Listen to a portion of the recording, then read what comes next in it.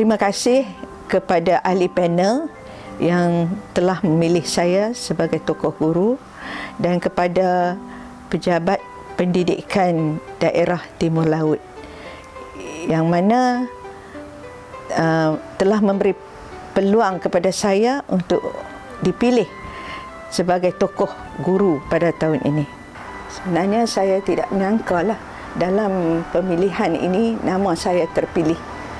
Jadi itu saja, saya rasa memang bangga di atas pemilihan pada tahun ini. Dalam menitip ilmu pengetahuan demi bekalan kecemerlangan diri, Puan Zainab binti Muhammad Ali memulakan pendidikan awal di 2 buah sekolah rendah sebelum meneruskan pengajian di sekolah menengah.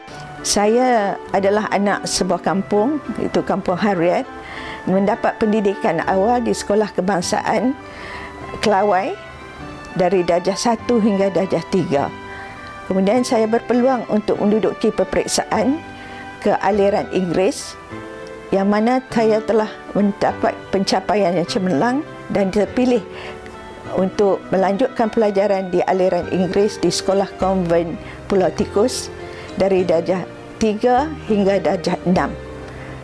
Selepas itu, saya mendapat pencapaian cemerlang dan berpeluang untuk melanjutkan pelajaran ke sekolah menengah iaitu di Sekolah Konvent Lebuh Laik sehingga ke tingkatan 5. Penglibatan Puan Zainab dalam dunia pendidikan bermula di Ipoh Perak dan seterusnya beliau pulang berkhidmat di negeri kelahiran.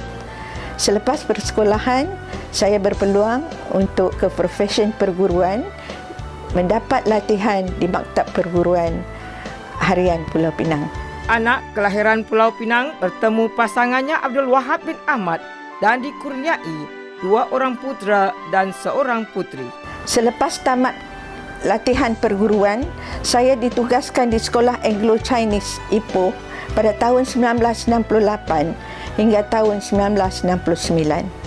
Seterusnya, selepas berkahwin pada tahun 1969, saya ditukarkan ke Sekolah Bukit Glugor pada tahun 1970 hingga ke tahun 1984.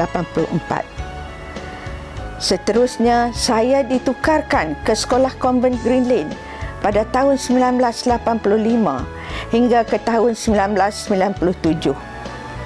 Seterusnya, saya berkhidmat di Sekolah Batu Mau mulai tahun 1998 hingga 1999 dan terus berkhidmat sebagai guru besar pada tahun 2000 hingga 2001. Isteri saya seorang yang bertanggungjawab dan penyayang serta komited atas tugas-tugasnya sebagai seorang guru. Beliau juga tidak lupa tanggungjawab terhadap anak-anak dan juga rumah tangga walaupun sibuk dengan tugas-tugasnya sebagai seorang guru. Dengan jiwa pendidik yang membara, beliau meneruskan delegasi pendidikan. Kenangan manis saya ketika di Sekolah Konvent Green Lane ialah apabila pencapaian murid 100% dalam mata pelajaran Bahasa Malaysia. Dan kenangan manis saya di Sekolah Kebangsaan Batu Mau ialah seramai 5 orang murid mendapat 5A dalam UPSR berbanding tahun-tahun sebelumnya. Selepas bersara, saya banyak melibatkan diri dengan NGO. Saya telah dilantik sebagai pengerusi Pertubuhan Perkumpulan Perempuan Daerah Utara dari tahun 2010 hingga sekarang. Semangat seorang ilmuwan dengan pelbagai jawatan demi berbakti kepada agama, bangsa dan negara. Seterusnya, saya juga dilantik sebagai naib pengerusi Lembaga Kebajikan Perempuan Islam Negeri Pulau Pinang dari tahun 2000 hingga sekarang. Saya juga menjadi ahli Lembaga Jemaah Pengurus Sekolah Agama Rakyat Murad Adania dari tahun 2001 hingga sekarang. Selain itu, saya juga menjadi ahli jawatankuasa dalam Pertubuhan Perkim Negeri Pulau Pinang, ahli jawatankuasa Persatuan Pesara Pegawai Perkhidmatan Pendidikan Malaysia dan juga ahli jawatankuasa Karyah Masjid Bayan Baru, AJK Pemenang dan AJK, Kelab Peminat P. Ramlee.